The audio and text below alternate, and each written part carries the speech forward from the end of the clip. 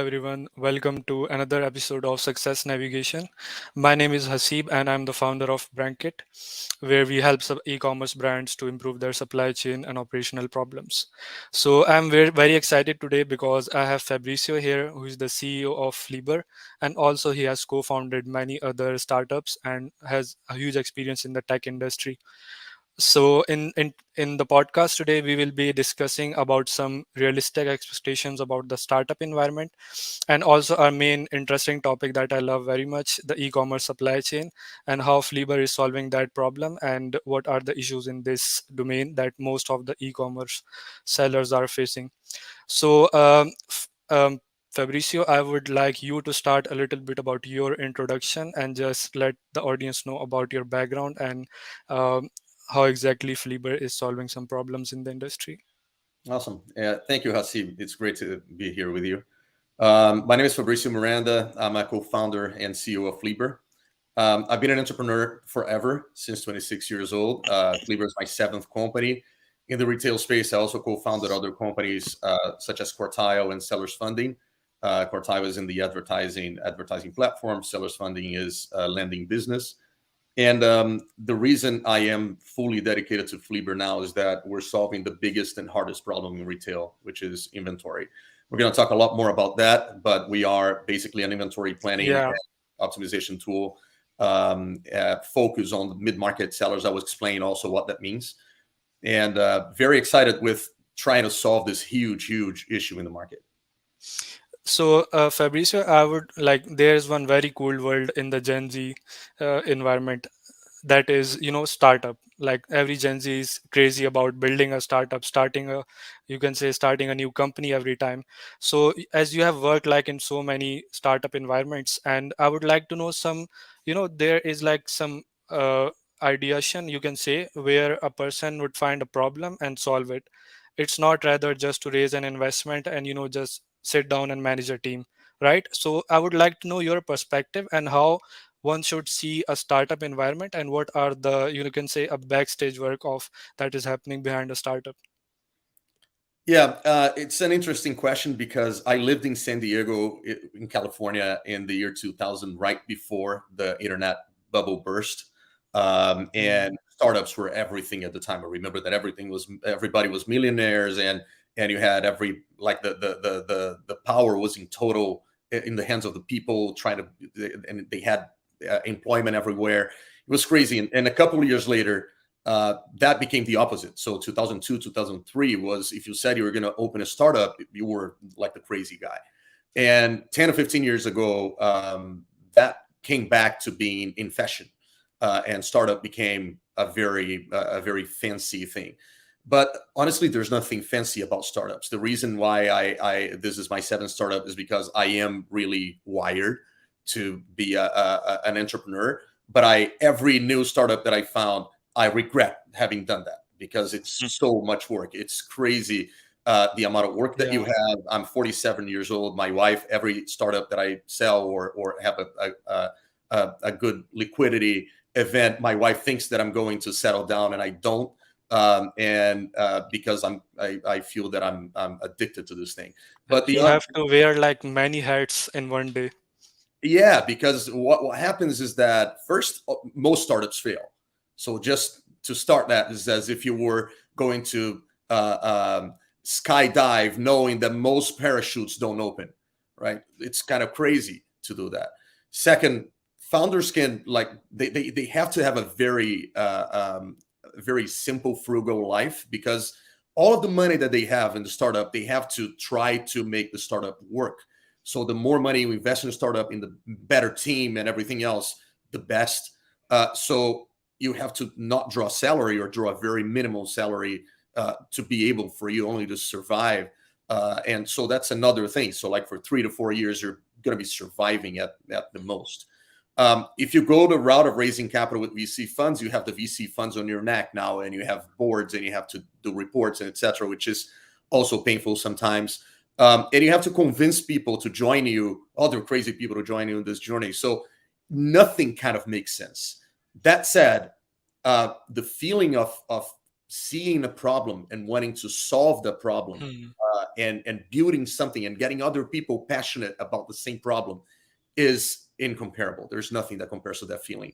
So I think that's why, I always weigh in. I always say, I will start a new startup, and I think that people who have the willingness to work hard, not make a lot of money for some time, risk a lot of Yeah. their life. It's an amazing journey. Yeah, one point to add here. So when we are, starting a startup, there's one thing that there is one problem that happens like 4 to 5 years old, and most of the people will focus to solve that problem. But there is another perspective to that, like you see the future. You see like next 5 to 10 years, and you see that this problem will come eventually in this industry.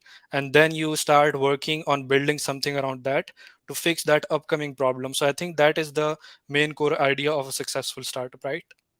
Yeah, with the caveat that if you stay for too long in a lab, kind of building something too much to the future, you get very detached, because it's very hard for you to really predict what's going to happen in the future. So you're totally right. But what I like mentioning these cases is the story of Netflix. I don't know if you read the story of Netflix from Reed Hastings, but when you see this history of Netflix, you see that Reed Hastings know that the future would be streaming of films, but he Yeah. knew that the technology was not there. So he didn't stay in a lab trying to build the best streaming platform. He went out and started delivering DVDs, because he knew that having those relationships with the filmmakers was an important part of the business. So he was a DVD delivery company for a while before becoming what Netflix is today. So that's an important thing for whoever is solving something that is focused on the future. 100%. Yeah, I would completely agree. This is like a very great example to add on what earlier I said. Coming down to the problems that are, coming for the e-commerce supply chain industry. So as we know, this industry is like in its, you can say, very early stages right now. And it is yet to be, get in a structure form, and companies will realize later the problems that are coming in the business, as most of the founders were like, young founders. They have their very first company and it got successful.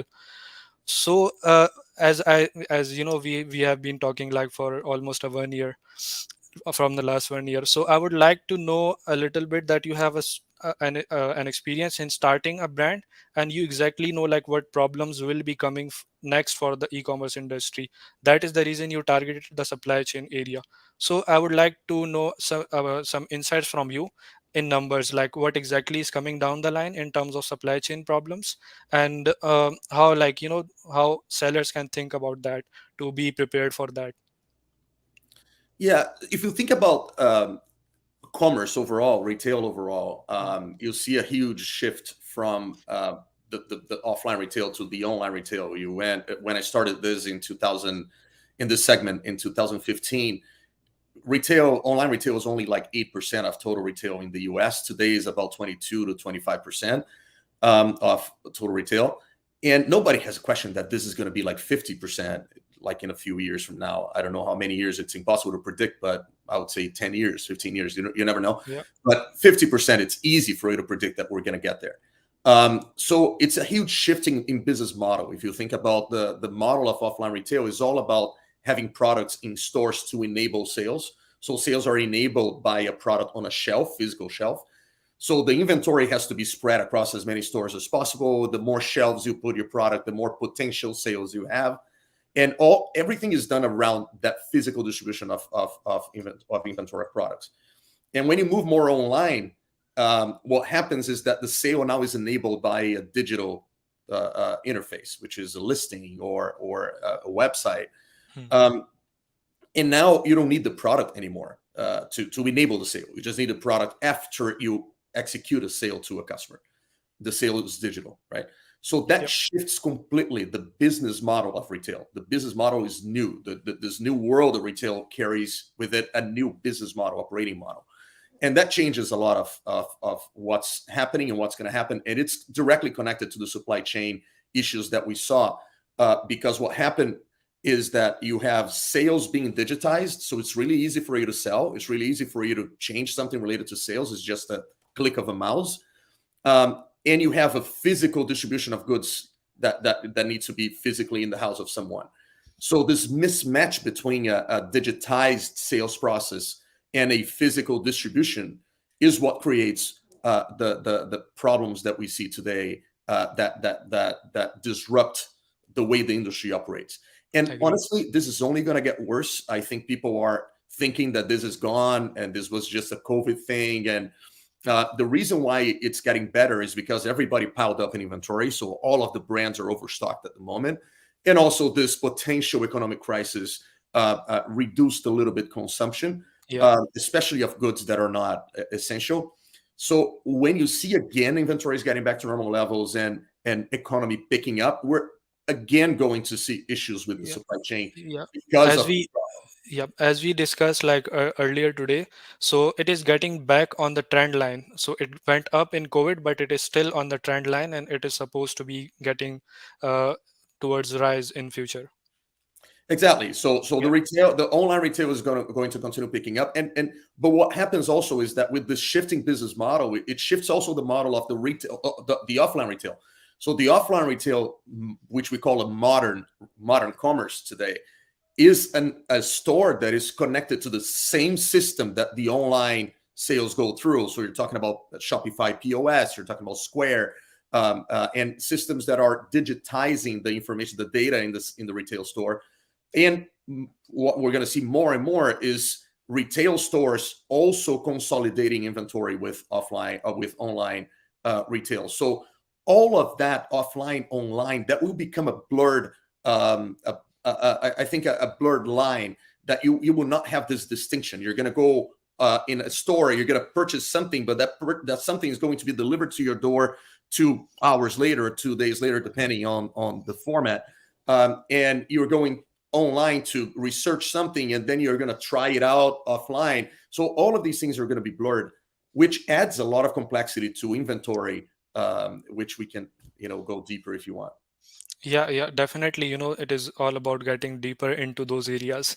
So, coming to Flieber, like, let's discuss a little bit about Flieber. So, we have discussed all these problems that are coming and that will be keep on increasing. So, we have like a lot of tools coming on right now. Like for the last 2 years, there are many tools coming in the inventory management space, especially for solving the e-commerce supply chain problem. So, can you just give some depth about what Flieber is and how different it is operating than other tools that are right now in the industry? Yeah, before entering in the competition and Flieber itself, why we exist, it's Yeah, because the if you think about the digitization of the supply chain is a segment that has never received a lot of investment over time, exactly. and the reflection, as you can see with your Uh, customers, and I can see with my customers. The thing is, it is not very shining like marketing. Marketing is Exactly. like a shiny stuff. Yeah, exactly. It's the boring. We're solving the boring problem. But in the end of the day, every single company operates on top of a spreadsheet or an internal system that they developed. And I'm not talking about small companies. I'm talking about companies selling literally billions of dollars. Yep, They're operating on top of spreadsheets and systems built internally. And 100%. that's a reflection of a very low investment in supply chain in history. And then we start having companies that start digitizing verticals of the supply chain. So you see companies like Envil, which is a dear partner that we have, strategic partner that we have. Envil digitizes the production management of the products. Flexport, which is another partner of ours, digitizes freight.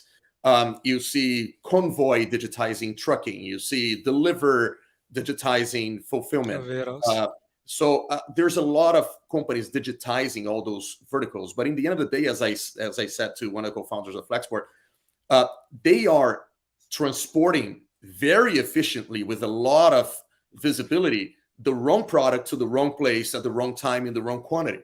Because the solution is not only in transporting the container efficiently, is in knowing what is inside of that container. Yeah, And that is the main problem we have today in retail, is that people are either stocked out or overstocked because there's a huge mismanagement of the quantity that you need to order or where you need to send it, what is the best route, what is, like, all these things are not solved yet. And that's what Flieber is solving. So what we're solving is what needs to be inside of the container so that Flexport can transport it efficiently, Convoy can transport it efficiently, Envil can monitor the production efficiently, deliver, can fulfill it efficiently. And how we do that? So we do that through a inventory planning platform that is very, very different than all of the other platforms in the market, and I can explain why. Basically, I don't know, 𝐻𝐸𝐵, if you want to ask something or if I can keep going. Yeah, definitely. I want to know, this is what we discussed earlier as well.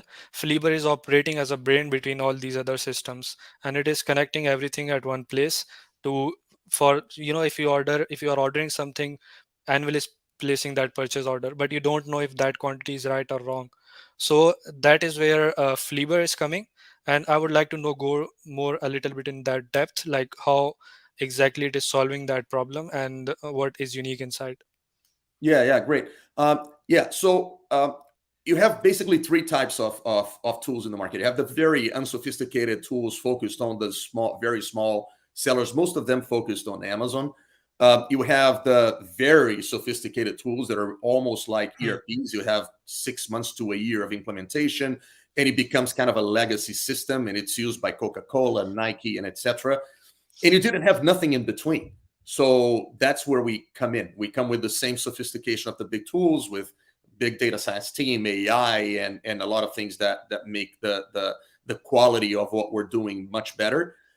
And we are tailored to mid-market, to companies that are getting like 5 to 10 million of sales up. We have customers in the hundreds of millions. And the idea is that we can simplify the inventory planning and optimization as sales has been simplified by Amazon, Shopify, and etc. The way we're different is because I think that we see the future different. We see the future as a future where literally operating a inventory for your company is based on clicks of approval, as it is today operating sales. So we're not very only worried actually about giving data and so that the customer can have the access to data to make the decisions.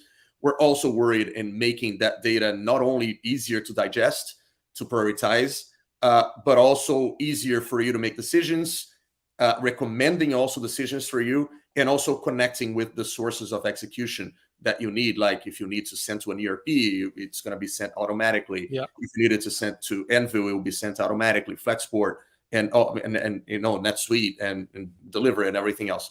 So there's actually not other tools doing the same thing as we're doing, although there's a couple tools competing with us in this mid-market segment.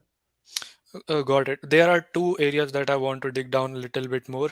So there is one important part that is missing in most of the companies, that is relation between marketing and supply chain. Marketing will keep on developing products, and they have some insights from the market. They will keep on pushing sales, but they will not inform the supply chain team about those decisions. So that is something very important to keep the supply chain streamlined. Let's explain a little bit about those options of Flieber, where it is minimizing that gap between two departments. Oh, that's an amazing Yeah. subject, because I also co-founded Quartile, which is the advertising platform.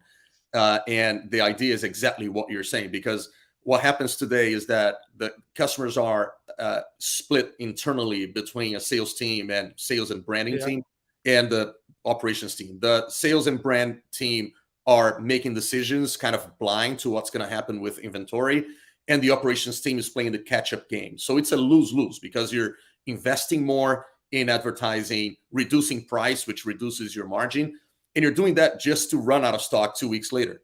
And while you're doing that, the operations team is seeing, oh my God, we're going to run out of stock, so let's bring things by air, and spending a lot more in supply chain than they should. So it's lose, lose, lose for all sides. Everybody loses in this relationship. And this is due to lack of visibility and connection. So Flieber tries to bring these two worlds connected. So we start with the demand planning, which is what the brand and sales team should be focused on giving as an input to operations, and then we go to the inventory planning, and then the supply chain operations, inventory operations, supply chain operations. The demand planning is connected with the inventory planning. So if you're demanding something that is going to make a difference in your future inventory availability, you will be alerted of that something in real Yeah. time, and that makes a huge difference. I completely agree with you, Hasib. Yeah, That and I'm using this tool like for the last 1 year. So there is one other cool function to go on dig down on SKU level and find out like this is the growth of this SKU, and we can align marketing by giving them access to the tool and coming down to those SKUs and assign percentages and growth to those particular SKUs so that we get right predictions at the right time. So definitely these all functions add a lot to minimizing that gap. There is one more area. You have mentioned AI here, and I was earlier reading your comment with Chad Rubin regarding like you must have to you like most of the companies are talking about AI, but they don't have any data engineer in their whole team. So I would like to know what areas you are working on in that area. Like AI is just getting popular right now just because of you can say chat GPT boom, but it is something that is existing for the last 4 or 5 years or more than that. So I would like to know how you are utilizing that part in your tools. Yeah, AI is a big, huge subject, and I completely agree with Chad that a lot of people talk about AI, and very, very few actually have AI.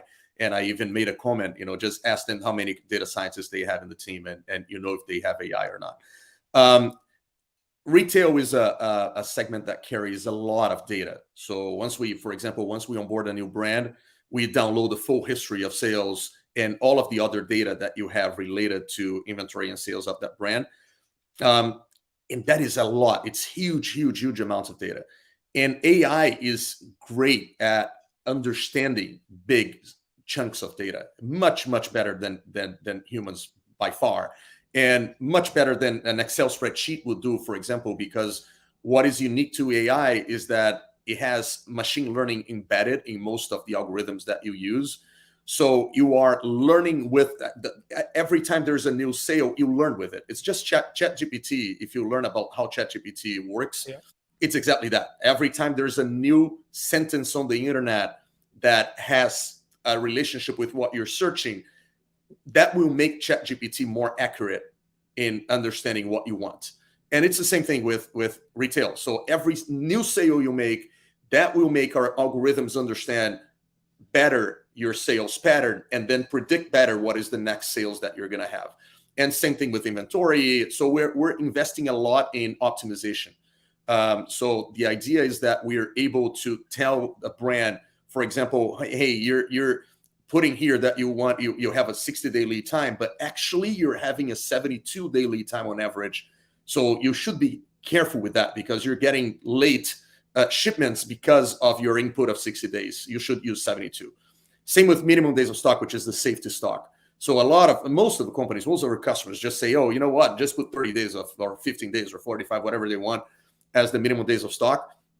But if you think about each product, the minimum days of stock should be different because products that are very easy to predict the future, you're very accurate in your prediction, they don't need as many products sitting there as safety stock as products that are very hard to predict the future. Same thing with the predictability of your supply chain. Products that you always have the same lead time, like it's always 60 days. Those are very predictable to understand that you're going to have 60 days the next time. Products that are all over the place, one time is 20 days, one time is 100, another time is 60. You need to carry more inventory as safety stock for those products because you never know what's going to happen in the next time. So this is the kind of things that we're working now in parallel, of course, with the state of the art. We're by far, and I challenge any other tool in the market to come talk to us and do whatever comparison they want. But we're by far the most robust demand planning tool for mid-market today Yeah. because of our Uh, forecasting. yeah, coming to this AI part, like it will still take some time to get evolve and get correct data predictions from what inputs we are giving it right now. So I think it is still in a developing stage, but it is great that Flieber is highly focusing on that area to get incorporated that in their tool, so that in future we will have like more good predictions, because the whole time you are feeding it some data, it will keep on learning and it will keep getting better. So Exactly. yeah, so this is something really great, and maybe most some other tools will be watching that podcast, so they might come challenge you as well. Yep. Perfect. Another one more question that I would like to know about Flieber is like, what is the product development map like? What is coming down the line in terms of new features or anything new that you are like? Amazon is evolving, right? Sales channels are evolving, so you need to know how these are evolving so that we can keep getting better and get to their pace and get the right data from that. So, what is the roadmap down the line that Flieber is looking at, and what new changes are coming? Yeah. It's very what's happening with retail is crazy because when I started, there was a very clear line between Amazon marketplace sellers and D2C and Mm, retail. And these lines now are all blurred. You yeah, see everyone wanting to sell everywhere. The problem is that selling is really easy because it's mostly digital. So if you open a new account on Shopify for $39 and you're selling the next day on Shopify, right? But now you're selling on Shopify, but you used to sell only on Amazon if you were only an Amazon seller, and your inventory was on FBA. But now Shopify, you're either going to fulfill from FBA, which is a little expensive, or you're going to start having another storage warehouse where you're carrying inventory for fulfilling to Shopify, like a 3PL, for example. And then you say, "Oh, I decide to start selling wholesale," and then you just go to wholesale companies and negotiate a wholesale sale, and boom, you're selling wholesale. And then you start to sell subscription. You just go on Shopify, you turn on the subscription, you download like an app for subscription, and boom, you're selling subscription. And all of these things are very easy to do nowadays. But the inventory is crazy at each one of these changes. It's crazy what happens with inventory. So you have wholesale is another beast. Wholesale, yeah, you're actually you don't sell anything, and suddenly you send 2,000 orders, and not anything, and then 1,200 orders. So it's completely different from a pattern of sales. Subscriptions is the same. You have to allocate inventory, pre-reserve inventory for your future subscriptions, because you cannot come to your customer and say, "Hey, this month you're not going to have yeah. this I don't have item a because I'm product. out of stock," right? And the same with bundles. Bundles is another beast because you say, "Oh, I want to sell bundles," and you just turn a little key on Shopify and download an app, and you're selling bundles. But bundles add a whole new complexity to inventory. So this year is all about capabilities. So we're adding all capabilities that we still don't have. We have bundles, we have wholesale, we have a Great. connection to all the e-commerce and marketplaces. But there are some things like subscriptions that is still very it's not very robust inside of Flieber. You have back orders, like you're selling products even though you're stocked out. So it's a little small things related to capabilities. And also inventory planning. We're going to add a lot of things. You're going to see that, 𝐻𝐸𝐵, a lot. Tools related to planning better your inventory. So give you better visibility. You're able, for example, in the forecast today, you're only able to see one forecast on the chart. You're going to be able to see multiple and compare them. So there's a bunch of things that we're doing to make the inventory planning easier. Great. And yeah, recently, there's one other function that was released relating to creating shipments, just staying in Flieber, and shipment will be created on Amazon. So that is something, really cool. Like, you don't have to give access to the supply chain team for the whole Amazon account. And Exactly. that is something really great. No, and also there's if you're selling multiple marketplaces and you would have to go to different selling accounts to to create the shipments, which by itself it's a major burden. Yeah, You can do everything in like a simple place with a simple click, right? So it makes the life exactly. a lot easier. Yeah, and this bundle function is like quite unique for me, because right now, last night we were discussing like you can say 1 hour on one bundle issue that we were having with another ERP system. So we were trying to mitigate how that order will be fulfilled. But anyways, that is like a very good area to explore, and definitely we will see how Flieber works around that. Awesome. Last question I have for you. because we have stayed connected for the last 1 year. So you have been working with people from Pakistan in your early e-commerce journey. So I would like to know how that was, and how actually you found working with us. Yeah, I have dear friends in Pakistan because of that. I so we were the company that I founded in to sell products on Amazon. That's how I came into the segment. So long story short, a friend of mine was opening a company to sell on Amazon. I didn't even know that was a business at the time. I was managing a hedge fund in Manhattan at the time. And when he told me that only 8% of retail was online, I got intrigued. I decided to talk to him and see what he was doing, and he explained to me about Amazon. And long story short, I ended up opening this company with him, and that's how I got into the segment. And we were the biggest sellers of this Himalayan salt lamps. And the Himalayan salt lamps are sourced in Pakistan. And because of that, I became very close to Pakistanis, and I love the work ethic of Pakistanis. It's crazy, related, like the how hard you guys work, and how friendly you are. So I even gave a letter of recommendation for two of them to come visit in the US to get a visa at the time. That's how close I got to them. And yeah, I have a very high, I think, my A very view of. close relation, with Pakistani people. Yeah, I love it. Yeah. Perfect. Yeah, that is, for me, it is like quite good to hear. And at the same time, it feels like a responsibility as well, that, you are delivering that high value, and you need to be very careful while being working with all the international clients, so that, you meet that expectation of the delivery. And at the same time, if someone is appreciating you, I think that is very great. And you will see, a lot of supply chain professionals down the line coming from Pakistan and working on all these crazy areas. Yeah, and I want to see Brankit being kind of the source of that spark, which I Yeah, yeah, already told you that I feel that way about you guys. perfect, perfect. I think we are already on the timeline, so let's stick to that. And thank you, Fabricio, for all your time and discussing all these great insights about this new part in the industry.